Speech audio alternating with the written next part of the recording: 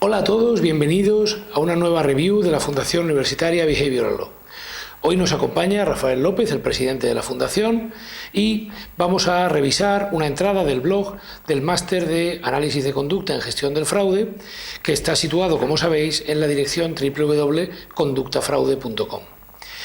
Hoy vamos a analizar cuáles son las principales estrategias de neutralización en el comportamiento de fraude. ¿Qué nos puedes decir sobre esa cuestión, Rafael? Hola a todos, muchas gracias, Antonio. Bien, pues las estrategias de neutralización es un ámbito muy interesante y que va uniendo diferentes elementos que ya hemos ido viendo en diferentes píldoras. En primer lugar, podríamos comenzar diciendo que hoy en día una organización, una empresa, no solamente tiene que tener la visión puesta en conseguir beneficios, ¿de acuerdo? Tiene que tener también una visión puesta en la reducción de la pérdida.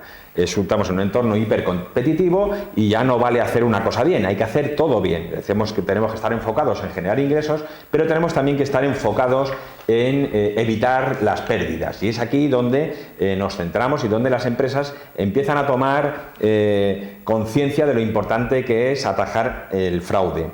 Dentro de lo que es el fraude ya hemos hablado del triángulo, el clásico triángulo del fraude de Cressey, donde hablamos de una motivación, una presión o un incentivo, existe una oportunidad y existe una racionalización. Que algunos autores denominan también neutralización, y es aquí precisamente donde hablamos de las estrategias de neutralización. Es decir, que hablando de estrategias de neutralización estaríamos hablando de estrategias de racionalización. Es el componente de racionalización o justificación en el clásico triángulo de Donald Cressey. Efectivamente. Por tanto, lo que vamos a ver a continuación es qué estrategias pone en marcha un defraudador para racionalizar el delito que está cometiendo.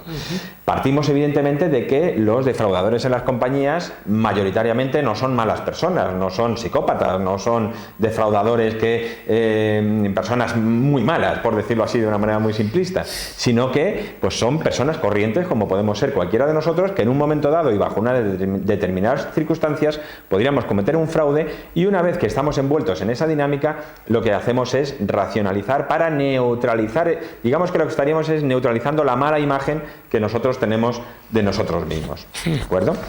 En este punto aparece una idea, una teoría clave, que es la teoría de la disonancia cognitiva. ¿Por qué? Porque en este ámbito de la racionalización, o cómo nosotros nos vemos a nosotros mismos, tenemos siempre una balanza, una ecuación que es lo que nosotros pensamos de nosotros mismos, lo que creemos que debemos hacer y lo que realmente hacemos. Cuando lo que nosotros tenemos en nuestra mente de una persona, de unos valores, de unas creencias, cómo debemos comportarnos, no coincide con cómo nos comportamos realmente, aparece la disonancia cognitiva. Es decir, yo considero que no debo robar y sin embargo cometo un fraude. Aparece una disonancia que para mí como ser humano dentro de mi mente es difícil de llevar. Por tanto, la ecuación va a tender a igualarse. Por tanto, para que ambos elementos sean iguales, o bien cambio la manera que yo me veo a mí mismo, o cambio la acción. Si la acción no la puedo cambiar porque ya estoy dentro de la espiral del fraude y estoy cometiendo diferentes delitos y corrompiéndome, pues inevitablemente voy a tender a igualar la ecuación a través de cambiar la forma en la cual yo veo los actos que estoy cometiendo, me veo a mí mismo. ¿Cuáles, por tanto, serían estas estrategias para equilibrar la balanza? ¿Cuáles serían las estrategias para neutralizar? Pues en primer lugar, el autor nos habla de negación de la responsabilidad. La frase sería: todos robaban cuando yo entré a trabajar, yo no tengo la culpa. Es decir, yo no soy el responsable porque esto es algo que aquí todo el mundo lo hacía. Segundo elemento, negación del daño. Yo estoy haciendo algo que no tiene un efecto, no tiene un daño importante. Las aseguradoras tienen mucho dinero y esto ni se van a dar cuenta, y no es algo que a nosotros no es algo que yo esté dañando a nadie. No es significativo, no produzco un daño significativo. Efectivamente, por tanto estoy minimizando el daño y estoy entendiendo que robar a una aseguradora, como es una gran multinacional con mucho dinero, pues no es... El que roba a un ladrón tiene 100 años de perdón. De perdón también iría por ahí. Negación de la víctima. Evidentemente, igualmente estoy negando, incluso estoy transmitiendo el papel de la víctima, asumiendo que la víctima realmente soy yo. He robado porque soy víctima. Llevo trabajando en esta empresa 20 años, me están explotando y esto es algo que yo me merezco. O, por ejemplo, en el ámbito asegurador, lo típico de, si es que llevo ya X años pagando el seguro y no he dado nunca un parte, pues ahora me toca dar uno que vale por 10, no por 5. ¿De acuerdo? Por tanto, entonces justificamos e incluso nos trasladamos el papel de víctima a nosotros mismos, porque así nos sentimos psicológicamente mejor.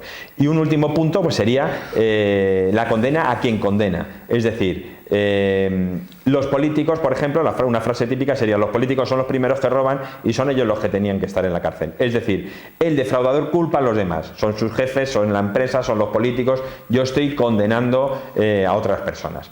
Por tanto, estos serían 4 estrategias de neutralización que serían lo mismo que la racionalización del famoso triángulo del fraude y todo ello enlazado con la teoría de la disonancia cognitiva. Creemos que es algo totalmente coherente y muy interesante para entender esos aspectos psicológicos del fraude y del defraudador. A su vez, Rafael, estas estrategias de neutralización lo que hacen es favorecer que se vuelva a iniciar de nuevo la espiral, es decir, dado que yo he neutralizado la culpa, no tengo culpa, no me siento mal por ello, pues voy a tender a repetir ese fraude, incluso me voy a atrever, como ya hemos comentado en algún otro review, me voy a atrever a hacer un fraude mayor porque hecho el anterior me es más fácil hacerlo. O sea que estas estrategias, desde tu punto de vista, favorecen que la espiral crezca. Efectivamente, yo creo que incluso hasta es cada vez más fácil racionalizar, claro, porque ya entras en esa espiral de la racionalización, claro, también, claro, y ya has equilibrado en cierto modo esa ecuación.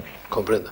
Con lo cual, tener en cuenta estas estrategias es muy importante a la hora de saber, digamos, cómo debemos gestionar un fraude, sabiendo que la persona que lo comete no va a sentir ese elemento de culpa porque él mismo ha buscado la forma de neutralizarlo. Efectivamente, o dentro de una corporación, de una entidad, se podrían blindar esas racionalizaciones, ¿no? Haciendo ver que efectivamente el dinero que una compañía gana, donde se invierte, la transparencia, por ejemplo, en el ámbito de una cuenta de resultados, donde se invierte, que remunera, etcétera, es algo en el cual minimiza esa racionalización de yo aquí no sé dónde va a ir a parar el dinero y para que se lo quede mi jefe, pues está. No, bueno, pues no se lo quede a tu jefe. Sirve para mantener a otra organización, a X puestos de trabajo y para que cada vez podamos tener más. Es decir, que al final esta visión y análisis de la psicología del defraudador debe servirnos para prevenir y poner herramientas. Políticas de prevención. Implementar, efectivamente.